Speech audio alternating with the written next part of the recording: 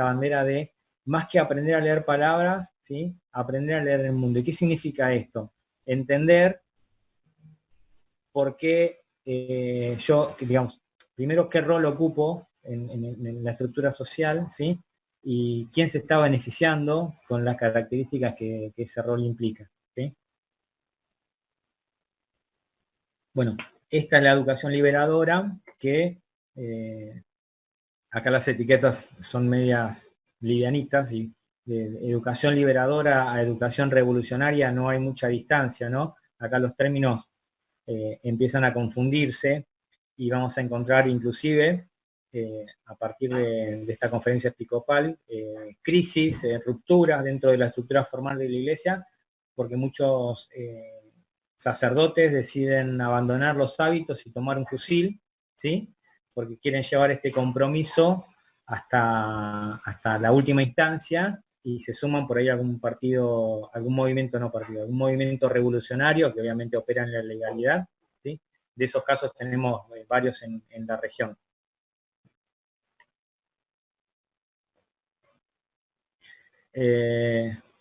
Más allá de los casos en la región, si queremos detenernos en Argentina, ¿no? Podemos tomar como referencia al que fuera obispo de La Rioja, Monseñor Angelelli, ¿sí?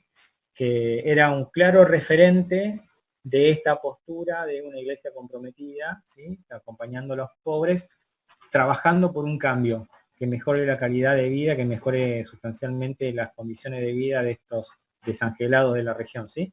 Esta frase de Angelelli creo que expresa bastante claramente este concepto, ¿no?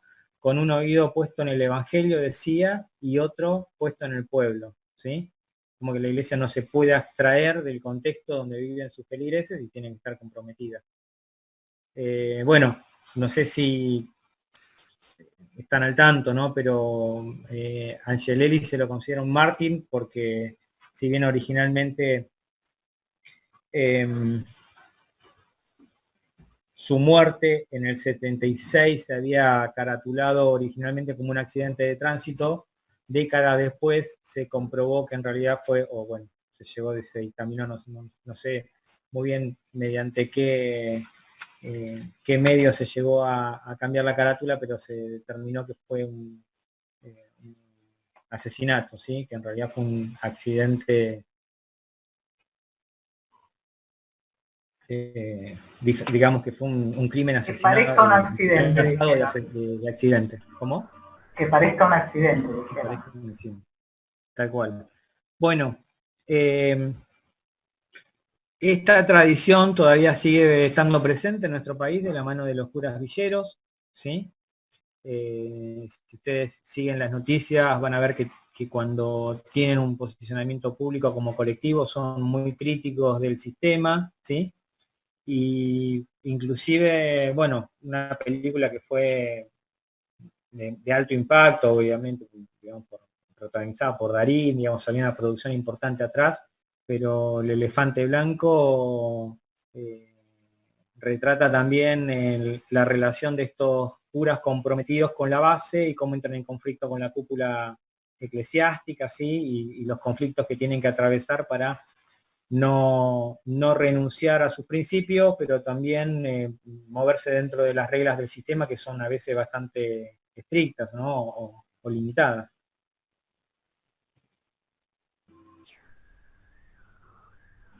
Bueno, más lejos me parece que, perdón, el padre Mario, no sé si lo tenés, un cura tano que vivió muchos años en Argentina, sí, que hizo una gran obra en González Catán, si bien no era uno de los curas en Opción por los Pobres, el tipo laburó e hizo mucho en la época durante la dictadura militar argentina, y también mucho conflicto con el Vaticano. Sí, pero él tenía un conflicto no ya por su posicionamiento ideológico, que es el conflicto que tienen los sacerdotes tercermundistas, sino por sus métodos, ¿sí? Que estaban en el límite entre lo legal y lo ilegal, si curaba o no curaba, si ponía las manos, y ¿no? Bueno, además por esas cuestiones también, sí, sí. Pero no era tanto ideológico, ¿no? Porque habría que distinguir que el conflicto tenía otra matriz.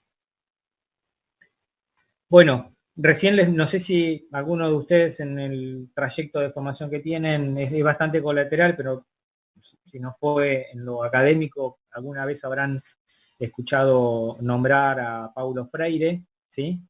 Que va a ser un referente muy importante para el tema que estamos viendo, que es la teoría latinoamericana, y él era del palo de la educación, digamos. Obviamente, estaba vinculado a la comunicación, porque la educación es comunicación, pero no era un referente, no era un intelectual de la comunicación en sí, sino era un pedagogo, era un educador, ¿sí? Es el padre, si se quiere, de la educación popular, ¿sí? Y acá entramos vemos cómo el marxismo mete nuevamente la cola, porque la formación que tenía él era marxista, ¿no? Y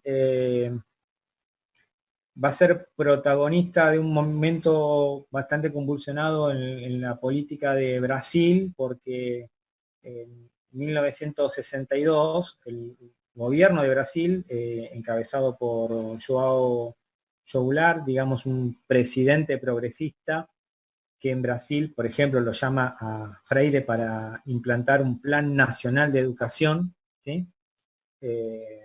Que a su vez, bueno, no sé, nacionalizó el petróleo, llevó adelante una reforma agraria, tuvo una serie de políticas progresistas que implicaron que, bueno, Estados Unidos pateara el tablero y en el 64 cae Gilbert por un golpe de Estado que va a llevar a que los militares brasileños estén 20 años en el poder, del 64 hasta el 84, ¿sí? Y obviamente entrará en un claro plan de represión hacia todo lo que estuviera vinculado a Freire o a la educación popular, ¿sí?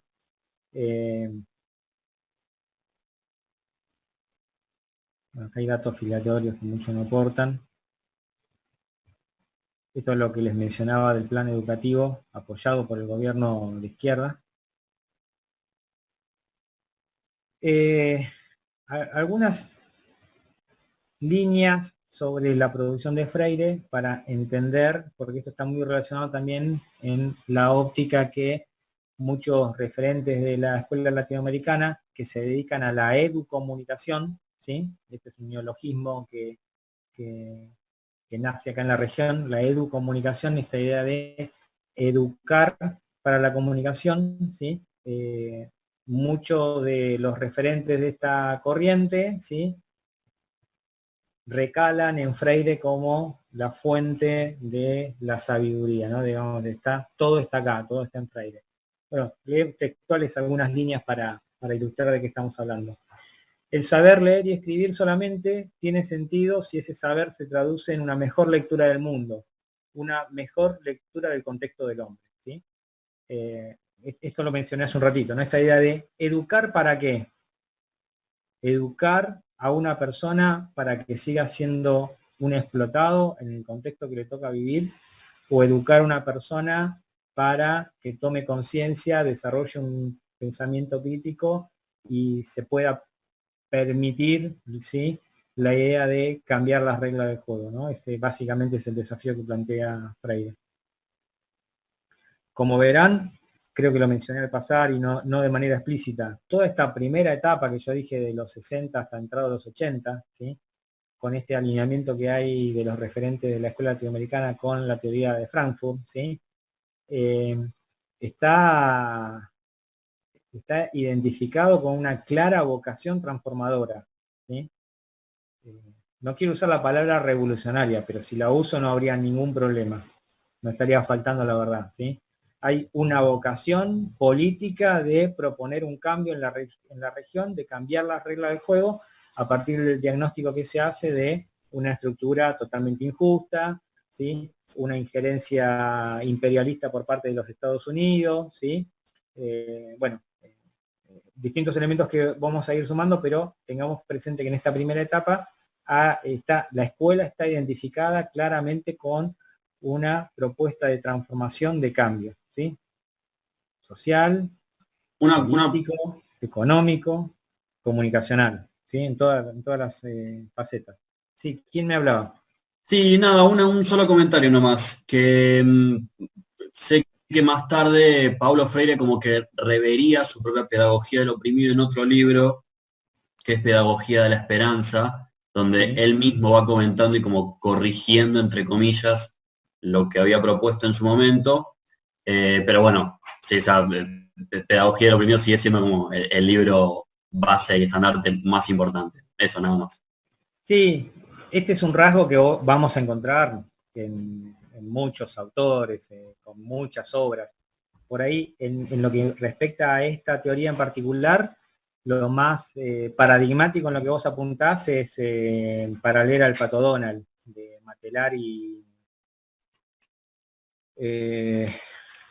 Dorfman y Matelar. Sí, Dorfman. Daniel Dorfman. Es un autor argentino, muchos lo confunden con chileno porque obviamente con Matelar trabajaron en pleno contexto del gobierno popular, de la Unidad Popular, en los 70 en Chile, entonces quedó para muchos como chileno, ¿sí?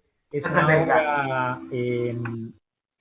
paradigmática de lo que es la escuela latinoamericana, pero de la cual después de un par de décadas los autores medio dicen, bueno, sí, bueno, digamos, es de la obra más vendida, estamos hablando de millones de ejemplares a lo largo del mundo, ¿no? La obra más vendida de lo que es la producción de la Escuela Latinoamericana de Comunicación, ¿sí? Y ellos dicen, bueno, sí, digamos, en ese contexto tenía sentido, porque propone, digamos, herramientas, hasta si quieren, rústicas, ¿no? Para hacer una decodificación ideológica de lo que son las historietas de Disney. En ese momento tuvo mucho impacto, durante mucha época tuvo una aceptación sin fisuras, pero después los propios autores reniegan y dicen, sí, bueno, entendíamos a los receptores como muy pasivos, sin herramientas para decodificar de una manera más compleja el discurso, digamos, como una mirada muy lineal, ¿no? Fueron poniendo ellos también, digamos, esta característica de rever la obra a lo largo del tiempo es algo que está presente en muchos autores y con muchas obras. Obviamente Freire tampoco escapó a eso. El motor de la construcción de conocimiento es la curiosidad, por ende, el conocimiento nunca está acabado y no se transmite, se construye colectivamente, ¿sí? Esto tiene que ver también con una descripción que él hace de lo que es el sistema de educación tradicional. Él habla de la educación bancarizada, ¿sí? Algo que después Mario Kaplun, otro referente de la teoría latinoamericana, muchos consideran que es uruguayo, pero nació en Argentina, pero bueno, vivió mucho tiempo en Uruguay y hizo gran parte de su obra, ¿sí? Un concepto que Mario Kaplun lleva a la comunicación. Él también va a hablar de una comunicación bancarizada, ¿no? Y este concepto, ¿qué trata de explicar? ¿No? Freire dice, los alumnos llegan al sistema educativo tradicional, ¿sí? Como una tabla rasa, como la imagen, si estaba buscando hoy el libro, no lo encontré, pero ahí hay unos dibujos muy a trazo grueso, muy interesante para escribir esto, que es la cabeza de un alumno con la tapa abierta, ¿no? Dice, entonces, los alumnos llegan con la cabeza vacía y el educador tiene que depositar conocimiento, ¿sí? Por eso hablan de educación bancarizada, ¿no? Es como un depósito que yo voy haciendo gradualmente hasta llenar ese recipiente y yo como educador doy por construida mi tarea y digo, ya trasladé el conocimiento al alumno, ¿sí? Y se irá con su título a seguir su vida, ¿sí? En cambio, la educación popular propone un esquema donde el conocimiento va a tener una matriz colectiva, o sea, la construcción del conocimiento es colectivo, tanto el que va a cumplir el rol de coordinador de alguna actividad pedagógica, ¿sí? Está puesto en el lugar también de aprendiz, o sea, todos aprendemos de todos, ¿sí? Y entre todos construimos conocimiento. Esa sería como la idea contraria a esta idea del sistema educativo formal, que es el depósito de conocimiento, ¿sí? Creo que esto también se mencionó, si se acuerdan, el texto que vimos de Palo Alto, de cómo la distribución del espacio de los muebles en un aula, por ejemplo, me van indicando qué concepción ideológica se está planteando en ese juego de roles entre profesor y estudiantes, ¿no? De decir, darle primacía al escritorio del profesor donde está el conocimiento y están todos enfocados en ese punto, o si yo abro ese juego a que las sillas estén puestas de una manera circular, ¿sí? El conocimiento está en el centro, todos somos responsables, todos nos podemos ver la cara, todos estamos en igualdad de condiciones, ¿no? Esto es un poco también en apoyo a esta idea de la educación popular.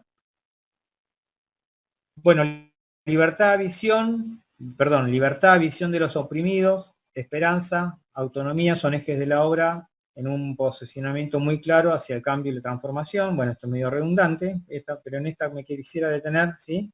Porque habla de los educadores, ¿no? La neutralidad no es posible, nos dice Freire, ¿sí? La neutralidad no es posible en el acto pedagógico, y el desafío es enfrentar a la ideología fatalista que propugna que la realidad es a sí mismo y a partir de la esperanza una utopía transformadora y posible, ¿no?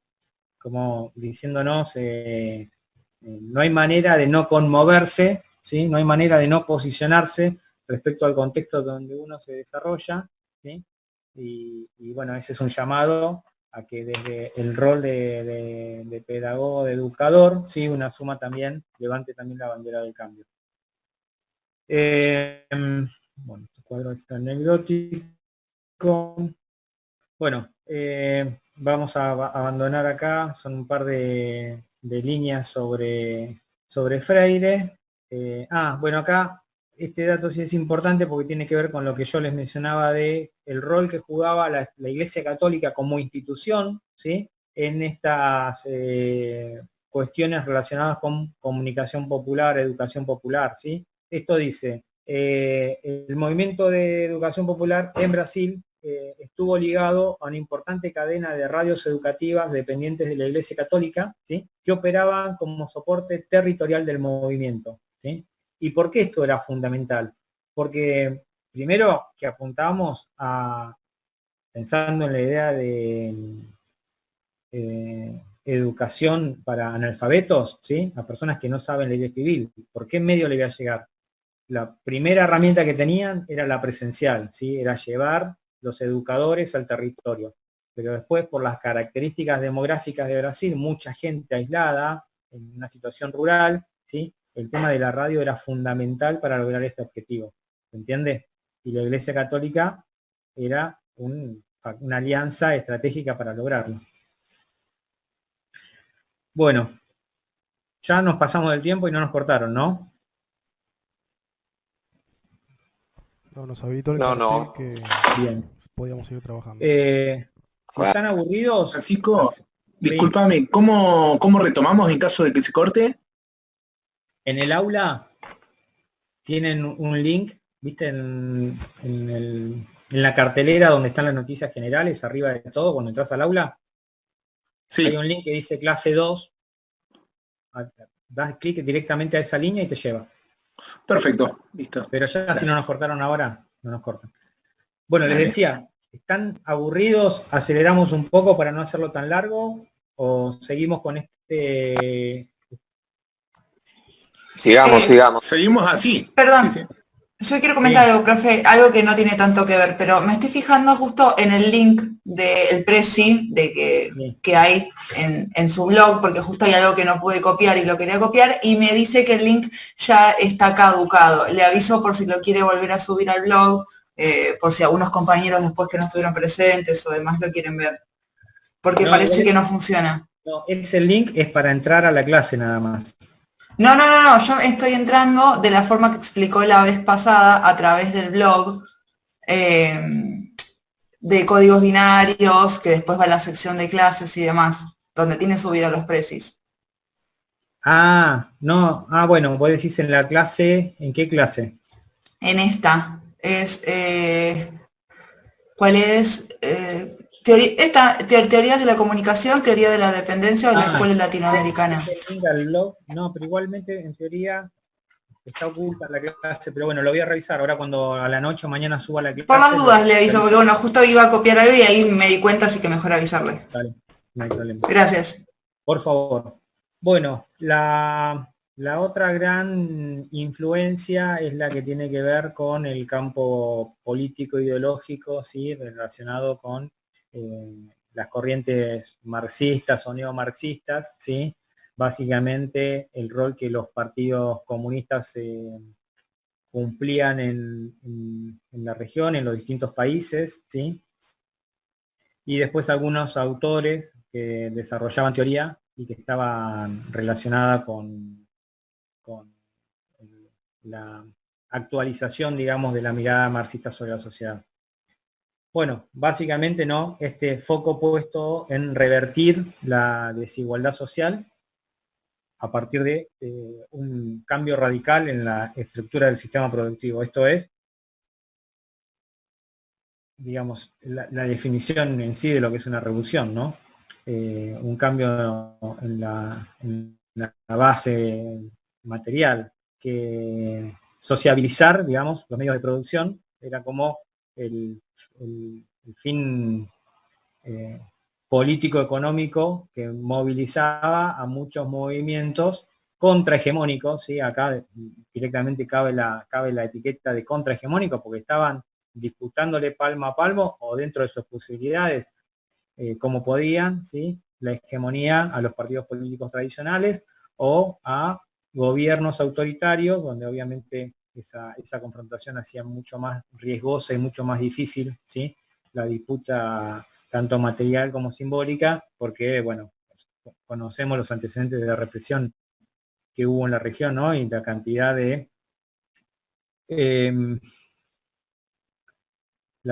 de desaparecidos o mutilados, digamos, se habla estadísticamente de los 60 hasta los 90, se cuentan en decenas de miles en toda la región, ¿no? Una estadística realmente muy cruenta. Bueno, el tema de la vanguardia, ¿no? Que es parte de la teoría leninista, ¿no? Esta idea de un grupo reducido de personas iluminadas, digamos, que tienen una capacidad de lectura superior a la media, que se van a plantear como punta de lanza en la estrategia política para ir sumando voluntades, ¿sí? Con la idea de lograr después una masa crítica de seguidores que me permitan tomar el poder, ¿no? Digamos, que es una de las estrategias utilizadas en la región. Después, en el contexto que estamos analizando de los 60, 70, este libro que ya mencionamos cuando vimos estudios culturales, ¿no? Que también lo utilizan desde la escuela de Birmingham para darle sustento teórico a varios de sus conceptos, que es un libro de Althusser, que se llama Ideología y aparatos ideológicos del Estado, ¿no? Donde básicamente habla sobre, bueno, el rol que los medios, la figura de la familia, la escuela, cumple en la sociedad, ¿sí? Como instituciones que garantizan la reproducción tanto material e ideológica del sistema, garantizando su perpetuación y, bueno, cómo hay que hacer foco en esas instituciones para generar la posibilidad de un cambio, ¿no? Bueno, obviamente la pata que le interesa a la escuela latinoamericana es la que hace foco en la educación y en la comunicación. Después la emergencia de nuevos movimientos sociales, ¿sí? Que tienen que ver con minorías o con determinadas condiciones sociopolíticas, ¿no? Vemos la emergencia de movimientos de estudiantes, de minorías sexuales, de desocupados, ¿sí? El movimiento de los sin tierra, que es muy fuerte en Brasil, por ejemplo.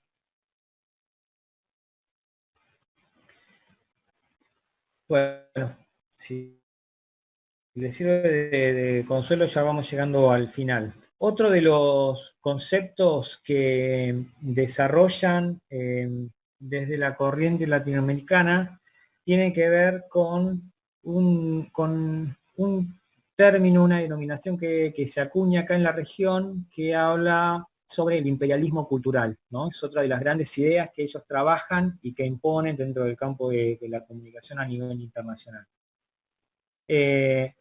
Bueno, así como Frankfurt habló de la industria cultural para describir, ¿no?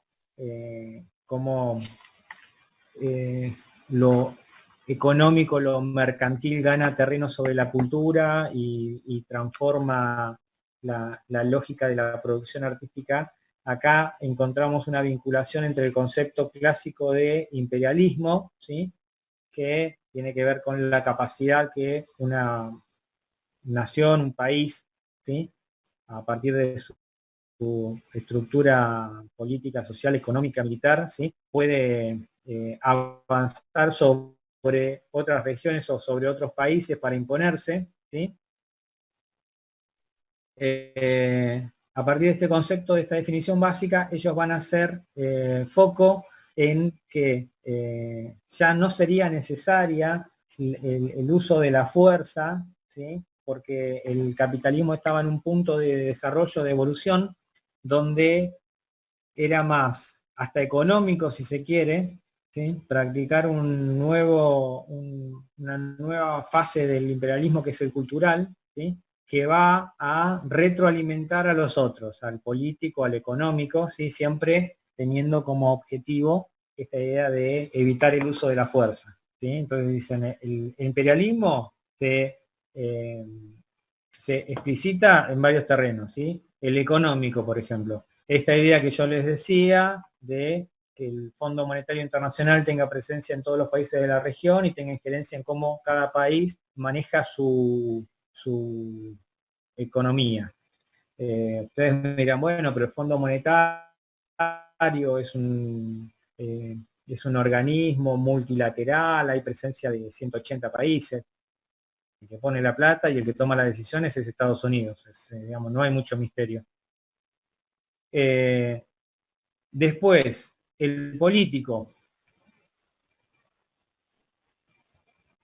Ese imperialismo se da al nivel de cómo, mientras los gobiernos que ejerzan la administración del Estado respondan a los intereses imperiales, no hay problema, ¿sí? Mientras sean las élites de cada, voy a usar un término muy setentoso, ¿no? Digamos, mientras sea la oligarquía la que gobierne en cada país y que a partir de ese gobierno responda a los intereses del imperio, no hay problema.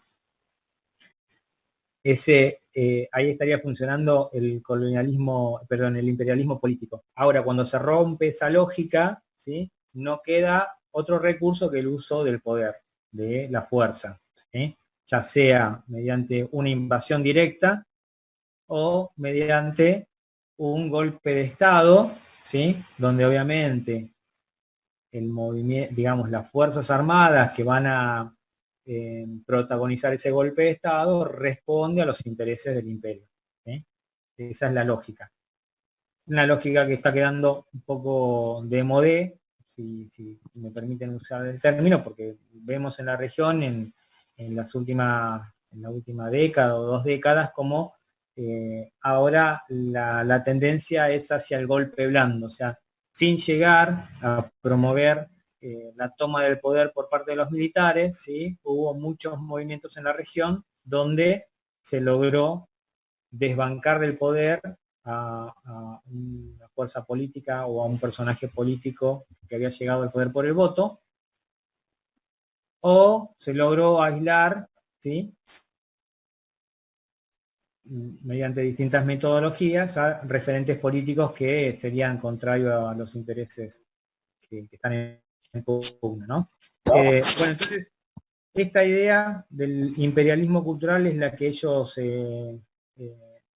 a la idea a la que le dan forma, ¿sí?, partiendo de esta premisa de que todo discurso, ¿sí?, es ideológico, ¿no? Algo que... No, estaba pensando si lo habíamos hablado la semana pasada, pero no lo llegamos a hablar en esta comisión, ¿no? Esta idea que se vincula con los estudios de audiencia del periodo de usos y gratificaciones en el funcionalismo, ¿no?, que es el periodo que se conoce como de influencia baja de los medios, ¿no? En el funcionalismo tenemos influencia alta en la primera etapa, con las primeras teorías que vimos, una influencia relativa o baja con la Mass Communication Research, y después con la teoría de la agenda setting volvemos a la idea de influencia alta, ¿sí? Después, en Inglaterra, con los estudios culturales, se vuelve a trabajar el tema de la influencia, pero partiendo de esta premisa de que todo discurso es ideológico, ¿sí? Lo interesante de notar es que este imperialismo cultural, esta construcción de la hegemonía que se realiza a partir de los medios, ¿sí? No se da con el discurso ideológico en sí. A ver si podemos captar la diferencia. Todo discurso es ideológico, ¿sí? Pero la hegemonía no se construye desde el discurso ideológico, ¿no? ¿Por qué? ¿Qué fenómeno se da? Cuando a mí me viene a hablar un candidato para convencerme de que lo vote, o cuando voy caminando por la calle y me quieren entregar un volante de un partido político, o cuando escucho un discurso en la televisión, o cuando leo la editorial de un diario, ¿sí? Sobre la situación política. Yo estoy con este es un movimiento que se llama guardia alta, guardia baja, ¿sí? Como el boxeo, ¿no? Cuando yo salgo al ring y me quiero defender, no quiero que me golpeen, levanto la guardia, ¿sí? Estoy en esta posición. Entonces, ante un discurso que es político-ideológico, yo tiendo a tener la guardia alta, porque el candidato que me habla, yo digo, ¿qué me quiere vender? ¿O de qué me quiere convencer? ¿O hacia dónde me quiere llevar? Entonces estoy con todo el sistema en alerta, ¿sí? Y obviamente que a partir del posicionamiento que yo tengo, voy a filtrar, ¿sí? Voy a negociar sentido con ese discurso que me quiere abordar. ¿Se entiende? Ahora, el problema es con lo que supuestamente no es un discurso ideológico, con lo que no es discurso político. Cuando a mí me agarra con la guardia baja, cuando yo me pongo a mirar televisión y miro un programa de entretenimiento, o un programa de chimentos, ¿sí? O me pongo a ver una película, o una telenovela, o una serie, ¿sí? Como no lo tengo identificado como un discurso ideológico, la guardia no está así. Tengo los brazos planchados, estoy muy relajado. Y ahí es donde, como digo que todo discurso es ideológico, ¿sí? Esos discursos